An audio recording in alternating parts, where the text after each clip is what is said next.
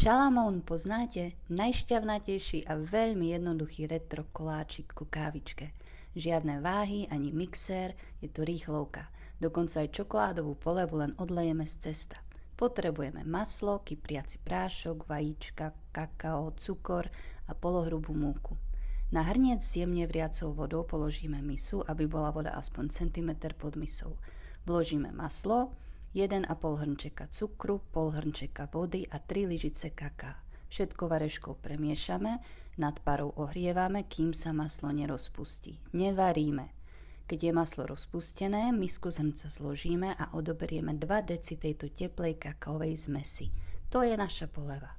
Do zvyšku zmesi v miske pridáme 4 vajcia, 1,5 hrnčeka polohrubej múky a metličkou prešľaháme. Cesto vylejeme na plech a dáme piec do vyhriatej rúry na 180 stupňov asi 20 minút. Upečený koláč ešte horúci i hneď polejeme pripravenou polevou z hrnčeka. Na polevu nasypeme mleté oriešky alebo strúhaný kokos a hotovo. Ulož si recept a pošli kamoške, čo nemá váhy ani mixer.